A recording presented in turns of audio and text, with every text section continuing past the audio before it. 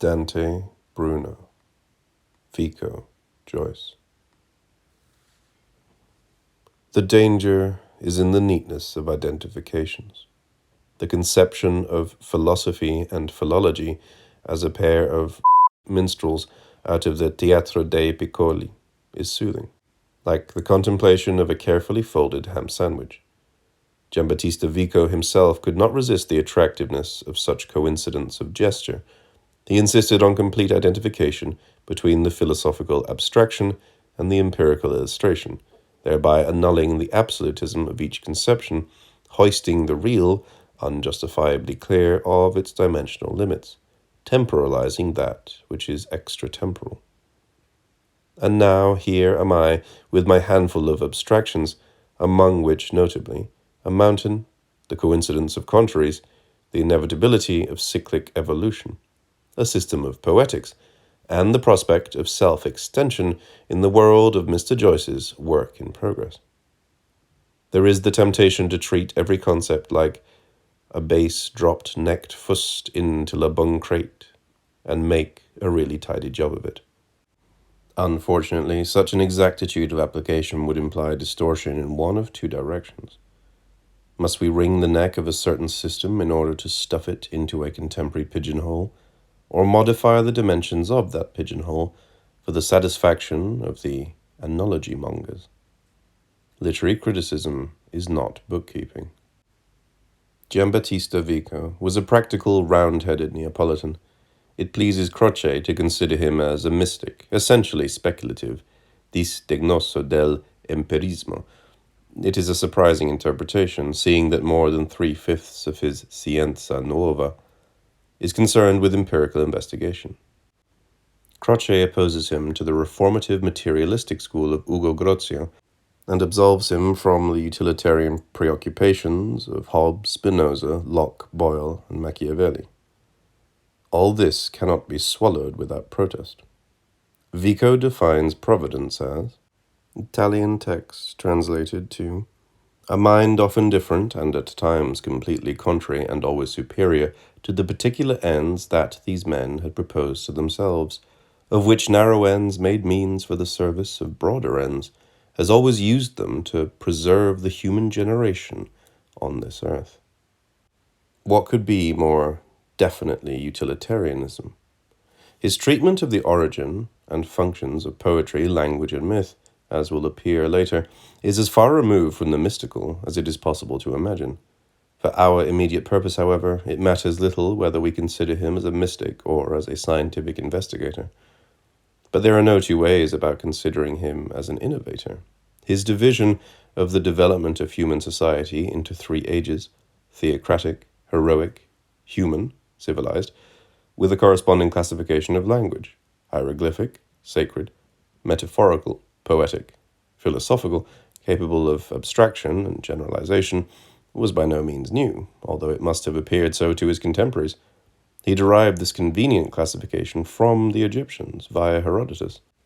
At the same time, it is impossible to deny the originality with which he applied and developed its implications. His exposition of the ineluctable circular progression of society was completely new, although the germ of it was contained in Giordano Bruno's treatment of identified contraries.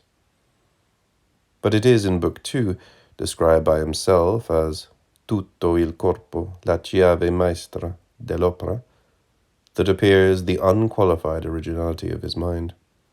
Here he evolved a theory of the origins of poetry and language, the significance of myth, and the nature of barbaric civilization that must have appeared nothing less than an impertinent outrage against tradition. These two aspects of Vico have their reverberations, their reapplications, without, however, receiving the faintest explicit illustration in Work in Progress. It is first necessary to condense the thesis of Vico, the scientific historian. In the beginning was the thunder. The thunder set free religion in its most objective and unphilosophical form. Idolatrous animism, religion produced society, and the first social men were the cave dwellers, taking refuge from a passionate nature. This primitive family life receives its first impulse towards development from the arrival of terrified vagabonds. Admitted, they are the first slaves. Growing stronger, they exact agrarian concessions, and a despotism has evolved into a primitive feudalism. The cave becomes a city, and the feudal system a democracy. Then an anarchy. This is corrected by a return to monarchy. The last stage is a tendency towards inter-destruction. The nations are dispersed, and the phoenix of society arises out of their ashes. To this six-termed social progression corresponds a six-termed progression of human motives. Necessity, utility, convenience, pleasure, luxury, abuse of luxury, and their incarnate manifestations. Polyphemus, Achilles, Caesar, and Alexander, Tiberius, Caligula, and Nero. At this point, Vico applies Bruno, though he takes very good care not to say so, and proceeds from rather arbitrary data to philosophical abstraction. There is no difference, says Bruno, between the smallest possible chord and the smallest possible arc. No difference between the infinite circle and the straight line. The maxima and minima of particular contraries are one and indifferent. Minimal heat equals minimal cold. Consequently, transmutations are circular. The principle, minimum, of one contrary takes its movement from the principle, maximum, of one another. Therefore, not only do the minima coincide with the minima, the maxima with the maxima, but the minima with the maxima in the succession of transmutations. Maximal speed is a state of rest. The maximum of corruption and the minimum of generation are identical. In principle, corruption is generation. And all things are ultimately identified with God, the universal monad of monads. From these considerations, Vico evolved a science and philosophy of history. It may be an amusing exercise to take an historical figure, such as Scipio, and label him number 3. It is of no ultimate importance. What is of ultimate importance is the recognition that the passage from Scipio to Caesar is as inevitable as the passage from Caesar to Tiberius, since the flowers of corruption in Scipio and Caesar are the seeds of vitality in Caesar and Tiberius. Thus we have the spectacle of a human progression that depends for its movement on individuals, and which at the same time is independent of individuals in virtue of what appears to be a preordained cyclicism. It follows that history is neither to be considered as a formless structure, due exclusively to the achievements of individual agents, nor as possessing reality apart from and independent of them, accomplished behind their backs in spite of them, the work of some superior force, variously known as fate, chance, fortune, God. Both these views, the materialistic and the transcendental, Vico rejects in favor of the rational. Individuality is the concretion of universality, and every individual action is at the same time super-individual. The individual and the universal cannot be considered as distinct from each other. History, then, is not the result of fate or chance. In both cases, the individual would be separated from his product, but the result of a necessity that is not fate, of a liberty that is not chance. Compare Dante's yoke of liberty. This force he called divine providence.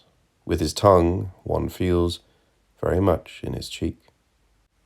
And it is to this providence that we must trace the 3 institutions common to every society: church, marriage, burial. This is not Bossuet's providence, transcendental and miraculous, but immanent and the stuff itself of human life, working by natural means. Humanity is its work in itself. God acts on her, but by means of her. Humanity is divine, but no man is divine. This social and historical classification is clearly adapted by Mr. Joyce as a structural convenience, or inconvenience. His position is in no way a philosophical one. It is the detached attitude of Stephen Dedalus in Portrait of the Artist, who describes Epictetus to the master of studies as an old gentleman who said that the soul is very like a bucketful of water. The lamp is more important than the lamplighter. By structural, I do not only mean a bold outward division, a bare skeleton for the housing of material. I mean the endless substantial variations on these three beats, and interior intertwining of these three themes into a decoration of arabesques. Decoration and more than decoration. Part 1 is a mass of past shadow, corresponding therefore to Vico's first human institution, religion, or to his theocratic age, or simply to an abstraction, birth. Part 2 is the love game of the children, corresponding to the second institution, marriage, or to the heroic age, or to an abstraction, maturity. Part 3 is passed in sleep, corresponding to the third institution, burial, or to the human age, or to an abstraction, corruption. Part 4 is the day beginning again, and corresponds to Vico's providence, or to an abstraction, generation. Mr. Joyce does not take birth for granted, as Vico seems to have done. So much for the dry bones. The consciousness that there is a great deal of the unborn infant in the lifeless octogenarian, and a great deal of both in the man at the apogee of his life's curve, removes all the stiff inter-exclusiveness that is often the danger in neat construction. Corruption is not excluded from Part 1, nor maturity from Part 3. The four love-droid cardinals are presented on the same plane. His element cardinal Newman and his eminent cardinal marrying, and his epulant cardinal Weisvash and his eminent cardinal K.O.K. There are numerous references to Vico's four human institutions. Providence counting as one. A good clap, a forewedding, a bad wake, tell hells well, their weatherings and their marryings and their buryings and their natural selections, the lightning look, the birding cry, all from the grave, ever flowing on our times. By four hands of forethought the first babe of reconcilement is laid in its last cradle of Hume, sweet Hume. Apart from this emphasis on the tangible conveniences common to humanity, we find frequent expressions of Vico's insistence on the inevitable character of every progression, or retrogression. The Vico road goes round to meet where terms begin, still unappealed to by the cycles and unappalled by the recourses. We feel all serene, never you fret, as regards our dutiful cask. Before there was a man at all in Ireland, there was a lord at Lucan. We only wish every one was as sure of anything in this watery world as we are of everything in the newly wet fellow that's bound to follow. The ever-fresh painted Livy in beatific repose upon the silence of the dead, from Faroff the next first down to Rame Shekels the last bust thing.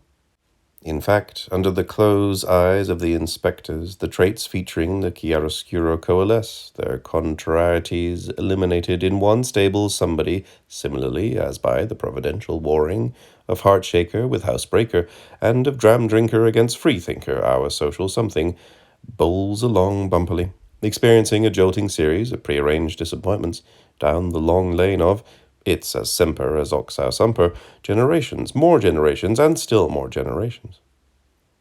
This last a case of Mr. Joyce's rare subjectivism.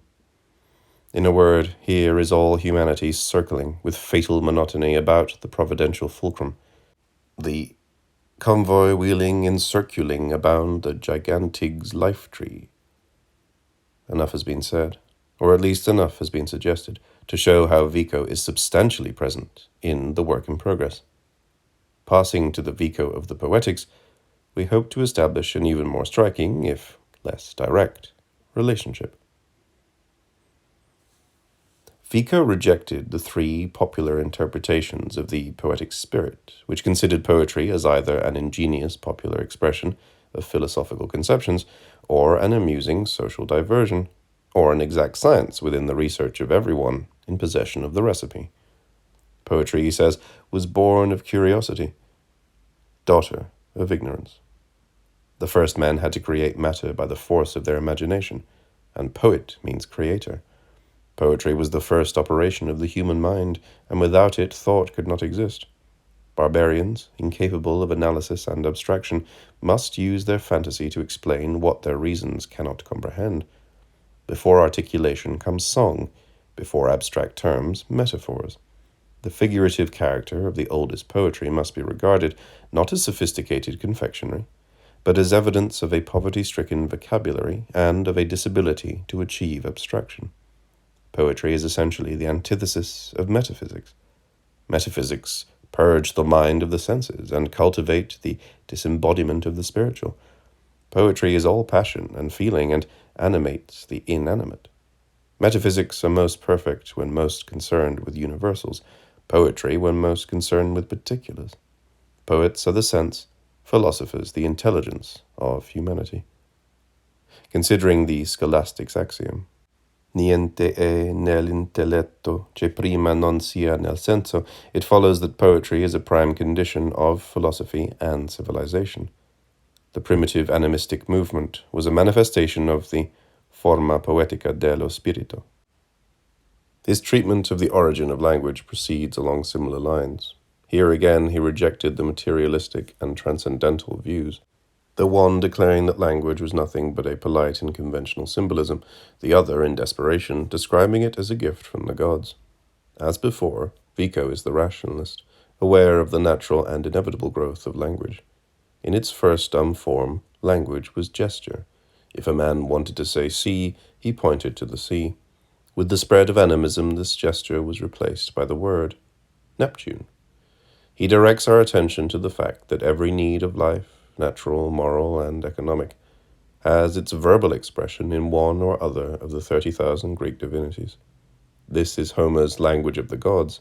Its evolution through poetry to a highly civilized vehicle, rich in abstract and technical terms, was as little fortuitous as the evolution of society itself. Words have their progressions as well as social phrases. Forest, cabin, village, city, academy is one rough progression. Another, mountain, plain, riverbank. And every word expands with psychological inevitability. Take the Latin word lex. Lex equals crop of acorns. Ilex equals tree that produces acorns. Legere equals together. Aquilex equals he that gathers the waters. Lex equals gathering together of peoples, public assembly. Lex equals law.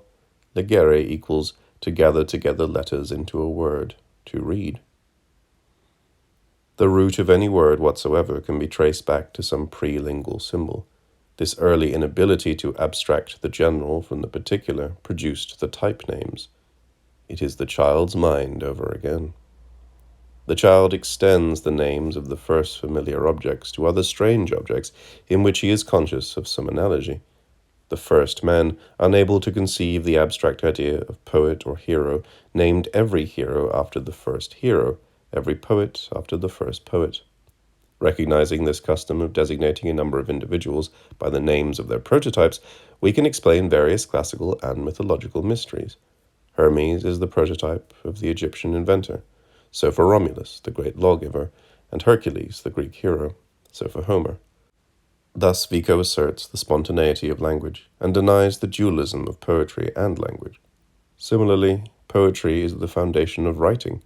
When language consisted of gesture, the spoken and the written were identical. Hieroglyphics, or sacred language as he calls it, were not the invention of philosophers for the mysterious expression of profound thought, but the common necessity of primitive peoples. Convenience only begins to assert itself at a far more advanced stage of civilization, in the form of alphabetism. Here Vico, implicitly at least, distinguishes between writing and direct expression. In such direct expression, form and content are inseparable. Examples are the medals of the Middle Ages, which bore no inscription and were a mute testimony to the feebleness of conventional alphabetic writing, and the flags of our own day. As with poetry and language, so with myth. Myth, according to Vico, is neither an allegorical expression of general philosophical axioms, Conti, Bacon, nor a derivative from particular peoples, as for instance the Hebrews or Egyptians, nor yet the work of isolated poets, but an historical statement of fact, of actual contemporary phenomena, actual in the sense that they were created out of necessity by primitive minds, and firmly believed. Allegory implies a threefold intellectual operation: the construction of a message of general significance, the preparation of a fabulous form, and an exercise of considerable technical difficulty in uniting the two, an operation totally beyond the reach of the primitive mind. Moreover, if we consider the myth as being essentially allegorical, we are not obliged to accept the form in which it is cast as a statement of fact. But we know that the actual creators of these myths gave full credence to their face value. Jove was no symbol, he was terribly real. It was precisely their superficial metaphorical character that made them intelligible to people incapable of receiving anything more abstract than the plain record of objectivity. Such is a painful exposition of Vico's dynamic treatment of language, poetry, and myth. He may still appear as a mystic to some, if so, a mystic that rejects the transcendental in every shape and form as a factor in human development, and whose providence is not divine enough to do without the cooperation of humanity. On turning to the work in progress, we find that the mirror is not so convex. Here is direct expression, pages and pages of it. And if you don't understand it, ladies and gentlemen, it is because you are too decadent to receive it. You are not satisfied unless form is so strictly divorced from content that you can comprehend the one almost without bothering to read the other.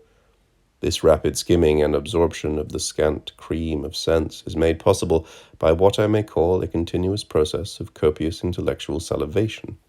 The form, that is an arbitrary and independent phenomenon, can fulfill no higher function than that of stimulus for a tertiary or quartary conditioned reflex of dribbling comprehension. When Miss Rebecca West clears her desks for a sorrowful deprecation of the narcissistic element in Mr. Joyce by the purchase of 3 hats, one feels that she might very well wear her bib at all her intellectual banquets, or alternatively assert a more noteworthy control over her salivary glands than is possible for Monsieur Pavlov's unfortunate dogs. The title of this book is a good example of a form carrying a strict inner determination. It should be proof against the usual volley of cerebral sniggers, and it may suggest to some a dozen incredulous Joshuas prowling around the Queen's Hall, springing their tuning forks lightly against fingernails that have not yet been refined out of existence. Mr. Joyce has a word to say to you on the subject. Yet to concentrate solely on the literal sense or even the psychological content of any document, to the sore neglect of the enveloping facts themselves, circumstantiating it, is just as harmful, etc. And another, who in his heart doubts either that the facts of feminine clothiering are there all the time, or that the feminine fiction, stranger than the facts, is there also at the same time, only a little to the rear, or that one may be separated from the other, or that both may be contemplated simultaneously, or that each may be taken up in turn and considered apart from the other. Here form is content, content is form. You complain that this stuff is not written in English. It is not written at all. It is not to be read, or rather it is not only to be read. It is to be looked at and listened to. His writing is not about something, it is that something itself, a fact that has been grasped by an eminent English novelist and historian whose work is in complete opposition to Mr. Joyce's. When the sense is sleep, the words go to sleep. See the end of Anna Livia. When the sense is dancing, the words dance. Take the passage at the end of Sean's Pastoral. To stir up love's young fizz, I tilt with this bridal's cup champagne, dimming douse from her pea-pair of hide seeks tight squeezed on my snowy breasted, and while my pearlies in their sparkling wisdom are nippling her bubblers, I swear, and let you swear, by the bumper round of my poor old snaggle-toothed solid bowel, I ne'er will prove I'm untrue to there, you liking so long as my whole looks down. The language is drunk. The very words are tilted and effervescent. How can we qualify this general aesthetic vigilance without which we cannot hope to snare the sense which is forever rising to the surface of the form and becoming the form itself? St. Augustine puts us on the track of a word with his intenders. Dante has Donne ci avete intelletto d'amore and Voce intendendo il terzo ciel movete. But his intenders suggest a strictly intellectual operation. When an Italian says today, ho inteso, he means something between ho udito and ho capito, a sensuous, untidy art of intellection. Perhaps apprehension is the most satisfactory English word. Stephen says to Lynch, temporal or spatial, the aesthetic image is first luminously apprehended as self-bound and self-contained upon the immeasurable background of space or time which is not it. You apprehend its wholeness. There is one point to make clear. The beauty of work in progress is not presented in space alone, since its adequate apprehension depends as much on its visibility as on its audibility. There is a temporal as well as a spatial unity to be apprehended. Substitute and for or in the quotation, and it becomes obvious why it is as inadequate to speak of reading work in progress as it would be extravagant to speak of apprehending the work of the late Mr. Nat Gould. Mr. Joyce has de-sophisticated language, and it is worthwhile remarking that no language is so sophisticated as English. It is abstracted to death. Take the word doubt. It gives us hardly any sensuous suggestion of hesitancy, of the necessity for choice, of static irresolution. Whereas the German Zweifel does, and in lesser degree the Italian dubitare, Mr. Joyce recognizes how inadequate doubt is to express a state of extreme uncertainty, and replaces it by in twosome twy minds. Nor is he by any means the first to recognize the importance of treating words as something more than mere polite symbols. Shakespeare uses fat, greasy words to express corruption. Duller shouldst thou be than the fat weed that rots itself in death on Lethe Wharf. We hear the ooze squelching all through Dickens' description of the Thames in Great Expectations. This writing that you find so obscure is a quintessential extraction of language and painting and gesture, with all the inevitable clarity of the old inarticulation. Here is the savage economy of hieroglyphics. Here words are not the polite contortions of 20th century printer's ink. They are alive. They elbow their way onto the page, and glow and blaze and fade and disappear. Brawn is my name, and broad is my nature, and I've bright on my brow, and all's right with every feature, and I'll broon this bird, or Brown Bess's bung's gone bandy. This is brawn blowing with a light gust through the trees, or brawn passing with the sunset, because the wind in the trees means as little to you as the evening prospect from the Piazzale Michelangelo. Seek. Though you accept them both because your non-acceptance would be of no significance. This little adventure of brawn means nothing to you, and you do not accept it, even though here also your non-acceptance is of no significance. H.C. Earwigger, too, is not content to be mentioned like a shilling shocker villain, and then dropped until the exigencies of the narrative require that he be again referred to. He continues to suggest himself for a couple of pages, by means of repeated permutations of his normative letters, as if to say, this is all about me, H.C. Earwigger. Don't forget, this is all about me. This inner elemental vitality and corruption of expression imparts a furious restlessness to the form, which is admirably suited to the purgatorial aspect of the work. There is an endless verbal germination, maturation, putrefaction, the cyclic dynamism of the intermediate.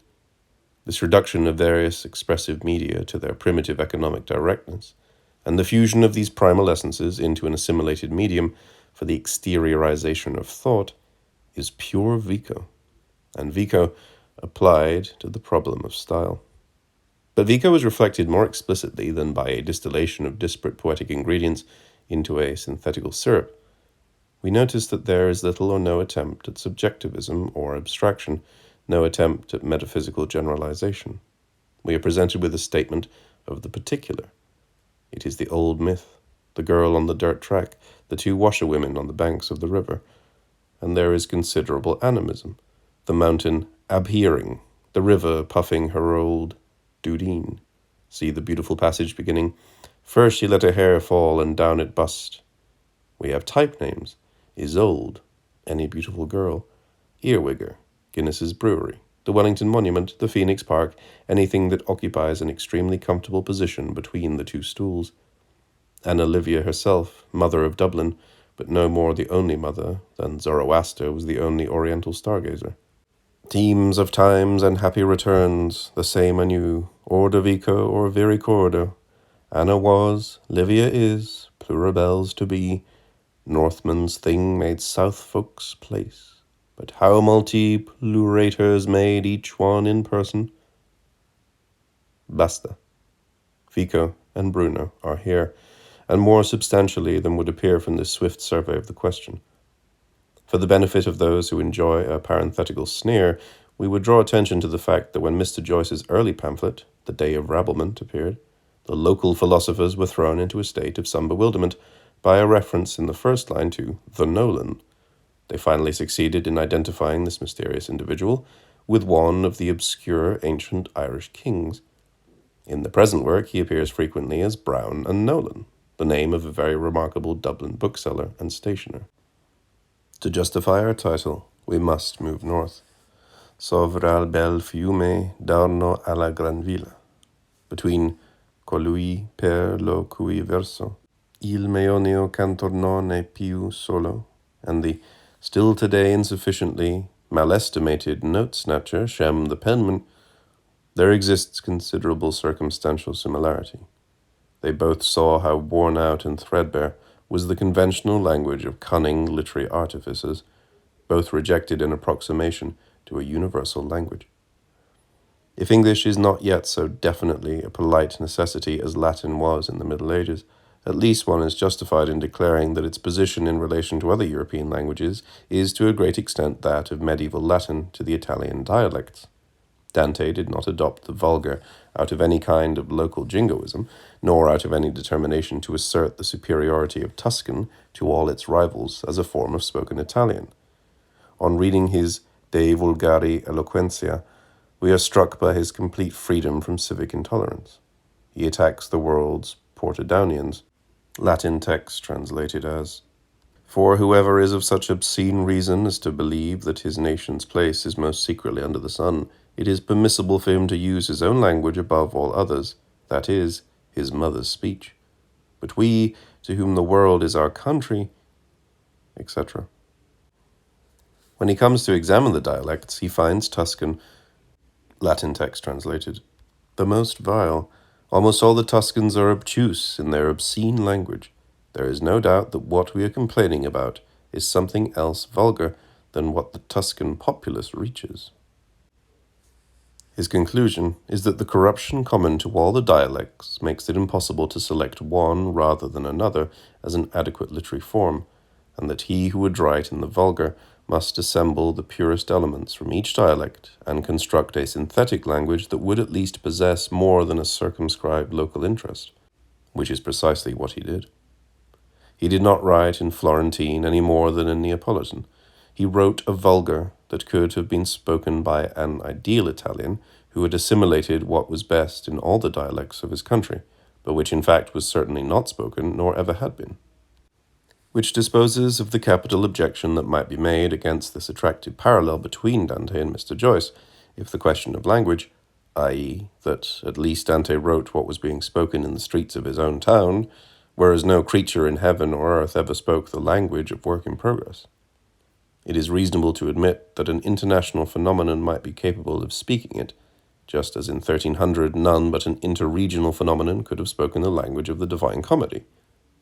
We are inclined to forget that Dante's literary public was Latin, that the form of his poem was to be judged by Latin eyes and ears, by a Latin aesthetic intolerant of innovation, and which could hardly fail to be irritated by the substitution of nel mezzo del cammin di nostra vita, with its barbarous directness, for the suave elegance of ultima regna canon, fluido con termina mundo. Just as English eyes and ears prefer smoking his favorite pipe in the sacred presence of ladies to rocking his favorite turfco in the smucking precincts of Lydias. Boccaccio did not jeer at the piedi sozzi of the peacock that Signora Alighieri dreamed about. I find two well-made caps in the Convivio, one to fit the collective noodle of the monodialectical Arcadians whose fury is precipitated by a failure to discover inusafri, in the concise Oxford Dictionary, and to qualify as the ravings of a bedlamite, the formal structure raised by Mr. Joyce after years of patient and inspired labor. Translated Italian text. These are to be called sheep, and not men. For if a sheep were to throw itself from a bank 1,000 paces high, all the others would follow it. And if a sheep for some reason jumps while crossing a road, all the others jump, even seeing nothing to jump over. And I have already seen many jump into a well, because one jumped in, perhaps thinking he was jumping over a wall. And the other for Mr. Joyce, biologist in words. Translated Italian text. This, formal innovation, will be a new light, a new sun. The same will rise when the old one sets, and will give light to those who are in darkness and in obscurity, because the old sun does not give them light. And, lest he should pull it down over his eyes and laugh behind the peak, I translate in tenebrae e in oscurita by bored to extinction. Dante makes a curious mistake, speaking of the origin of language, when he rejects the authority of Genesis, that Eve was the first to speak, when she addressed the serpent. His incredulity is amusing. Translated Latin text. It is incongruously supposed that such an excellent act of the human race, or before that of the man, flowed from the woman. But before Eve was born, the animals were given names by Adam, the man who first said goo to a goose. Moreover, it is explicitly stated that the choice of names was left entirely to Adam, so that there is not the slightest biblical authority for the conception of language as a direct gift of God, any more than there is any intellectual authority for conceiving that we are indebted for the concert to the individual who used to buy paint for Giorgione. We know very little about the immediate reception accorded to Dante's mighty vindication of the vulgar, but we can form our own opinions when, 2 centuries later, we find Castiglione splitting more than a few hairs concerning the respective advantages of Latin and Italian, and Poliziano writing the dullest of dull Latin elegies to justify his existence as the author of Orfeo and the Stanze. We may also compare, if we think it worthwhile, the storm of ecclesiastical abuse raised by Mr. Joyce's work, and the treatment that the Divine Comedy must certainly have received from the same source. His contemporary holiness might have swallowed the crucifixion of Lo Sommo Giove, and all it stood for, but he could scarcely have looked with favour on the spectacle of 3 of his immediate predecessors plunged head foremost in the fiery stone of Malibolge, nor yet the identification of the papacy in the mystical procession of terrestrial paradise with a puttana sciolta. The De Monarchia was burnt publicly under Pope Giovanni XXII at the instigation of Cardinal Beltrando, and the bones of its author would have suffered the same fate but for the interference of an influential man of letters, Pino della Tossa.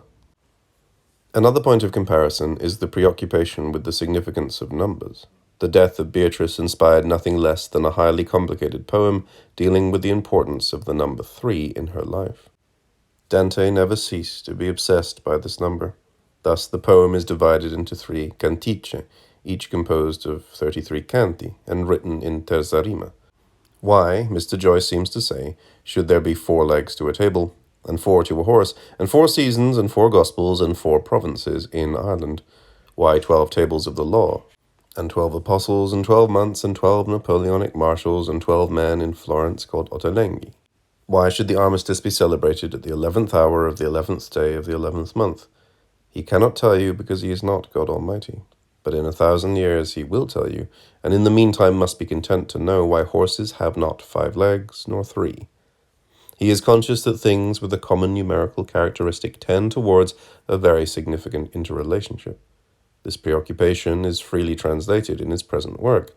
See the question and answer chapter, and the 4 speaking through the child's brain. They are the 4 winds as much as the 4 provinces, and the 4 episcopal sees as much as either. A last word about the purgatories. Dante's is conical, and consequently implies culmination. Mr. Joyce's is spherical, and excludes culmination. In the one there is an ascent from real vegetation, anti-purgatory, to ideal vegetation, terrestrial paradise. In the other there is no ascent and no ideal vegetation. In the one, absolute progression and a guaranteed consummation. In the other, flux, progression or retrogression, and an apparent consummation. In the one, movement is unidirectional, and a step forward represents a net advance. In the other, movement is non-directional or multidirectional, and a step forward is, by definition, a step back. Dante's terrestrial paradise is the carriage entrance to a paradise that is not terrestrial. Mr. Joyce's terrestrial paradise is the tradesman's entrance onto the seashore. Sin is an impediment to movement up the cone, and a condition of movement round the sphere. In what sense is Mr. Joyce's work purgatorial? In the absolute absence of the absolute. Hell is the static lifelessness of unrelieved viciousness. Paradise, the static lifelessness of unrelieved immaculation. Purgatory, a flood of movement and vitality released by the conjunction of these two elements. There is a continuous purgatorial process at work, in the sense that the vicious circle of humanity is being achieved, and this achievement depends on the recurrent predomination of one of two broad qualities. No resistance, no eruption, and it is only in hell and paradise that there are no eruptions, that there can be none, need be none. On this earth that is purgatory, vice and virtue, which you may take to mean any pair of large contrary human factors, must in turn be purged down to spirits of rebelliousness. Then the dominant crust of the vicious or virtuous sets. Resistance is provided, the explosion duly takes place, and the machine proceeds. And no more than this, neither prize nor penalty, simply a series of stimulants to enable the kitten to catch its tail. And the partially purgatorial agent? The partially purged.